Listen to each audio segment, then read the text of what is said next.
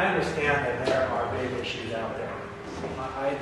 I'm not here to say that we can pretend that none of this happened, but I have seen a couple of young people from our community. Here's the example I'll close with. We did a big group interview like this in the St. Mary's Band Hall. And we had all these language speakers and all these students, and everybody was in there, and we had a big lunch because it's a Horsethief sampling method, and you put out food, and someone will show up, and then you ask hard questions, and it was great. And everyone was talking, and then it came time for lunch, and someone said, well, I want to hear a prayer. And everybody wanted to hear a prayer. But then one person says, I don't want to hear it in English. And then another person says, yeah, but I don't want to hear a Catholic prayer in Kootenai. And then another person says, well, what if it's a traditional prayer, but it's in English? So there's this huge argument. I mean, there's people, nobody can agree on what to do. Two young boys from the school, Herman students, come in, stand in the corner, and they rock out the prayer like I've never heard in our language. And every single person in the room just stopped. They finished their prayer, and then they looked at each other like, wow, everybody got quiet. That was probably the quietest group meal I've ever heard, because there's that tension. We can't even agree on how we're going to say a prayer, how we're going to do it. It just turned into this craziness. And two little boys came in and basically just said, this is the way of the future, and if you're not going to do it, we don't have a language left in 10 years. So, group dynamics are difficult. The reason I said, why are these things hard to talk about? When I first moved home and I asked about the jump dance, I had people tell me all kinds of crazy things. If you go and do the wrong thing, you're going to hurt someone. If you don't do it the right way, you could die. Nobody talks about those things out in public. It only happens in a certain place. Only one person in the community ever gets to talk about it. There are things that are difficult to talk about because those latent symptoms of collective trauma are there. There's a little bit of apathy. That was 100 years of terrible memories I don't want to relive. There's a little bit of that disbelief. We had these functioning systems and we were destroyed as a people. But now we're rebuilding a little bit.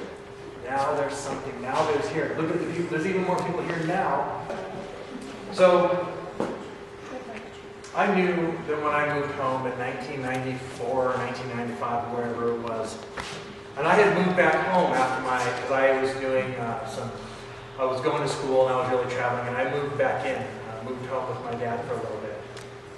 And I remember when I got my call from a funny, strange 250 number, and he said, yeah, we would like for you to come home and work on some stuff. And I got here, and within a week, I had heard more negative things about our community than I had my entire life. And I just figured, there's got to be, this is like a big Rubik's Cube puzzle. And there's just got to be different things we can try. I don't care what anyone says.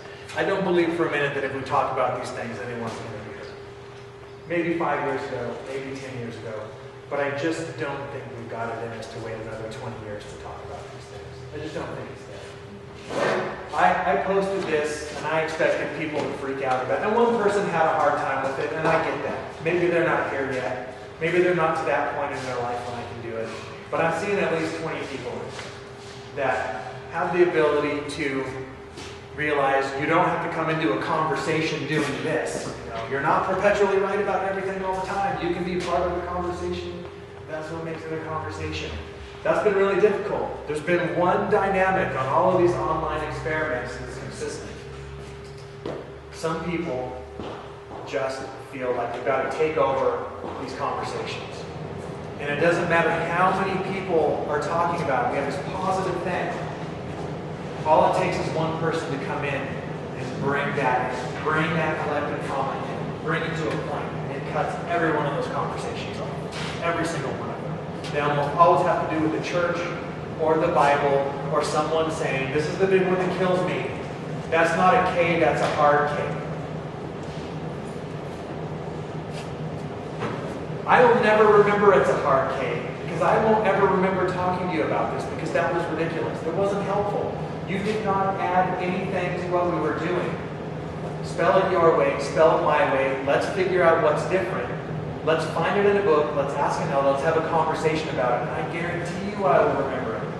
I guarantee you I will remember that. But you just get on there and tell us we're doing it wrong. I guarantee you I will never remember anything that you post.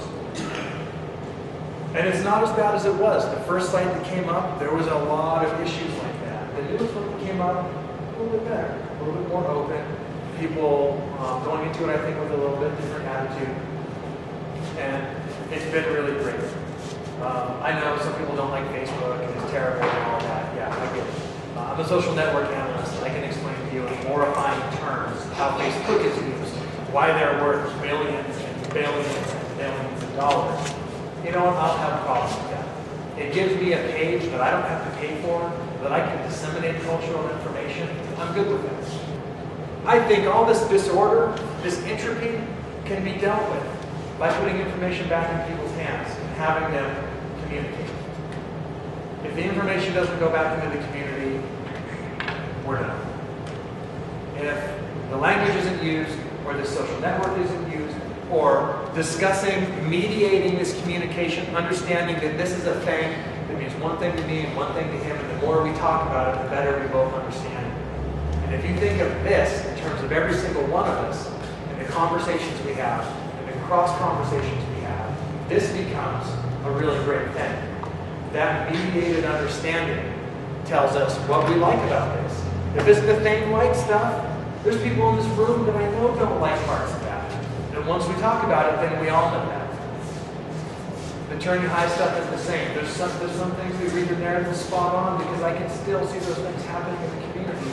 And then there's one of them, my favorite is, the guy that's got this, telling the story about the Kootenai emergence story is, there was an animal they killed, and from his blood appeared Boston Man.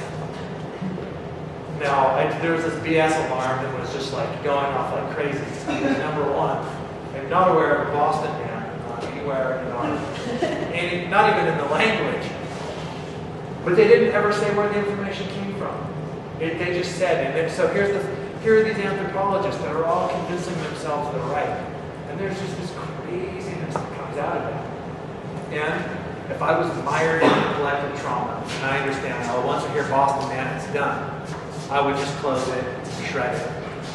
But the very next sentence he says, then there is also a peculiar story about people emerging from blood, and it has something to do with mosquitoes. Ah, okay. So, not all terrible, not all awesome. The more we talk about it, the more we bring it up, the more we mediate it, the more truth emerges from that. And those are the things that we've lost touch with. The ability to do that. And I don't care what anyone says. I like everybody in this room, even the people that I just met today, and I'll have a conversation with you anytime. But that doesn't mean that we could all sit down and have a conversation between everybody. It would be difficult. Some people have personal styles that other people don't like. Some people get too into people's comfort zone and they don't like that. Sometimes personalities just don't mix. I know a bunch of really brilliant people, and I watched them try and talk about the wave particle duality theory, and they were screaming at each other, and they were really bright. So sometimes it's just not in you. Sometimes people just have personalities that it doesn't work. But every time there's a possibility for that conversation, you've got to ask yourself, is not talking about it, is the problem I have with this person more important than the conversation?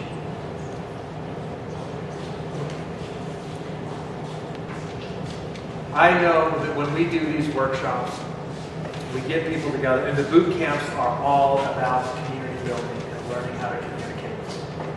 And I know when people leave, they have different conversations driving home.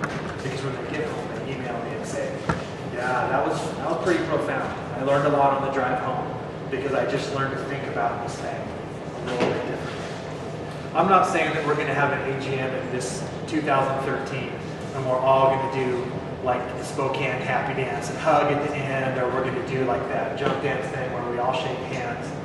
But I think the more we go into it realizing there's some tension here. Once you realize that tension is there, you can do something a little bit different. Try and step outside of that pattern a little bit. I'm not saying it's easy, it's terrible, it's difficult.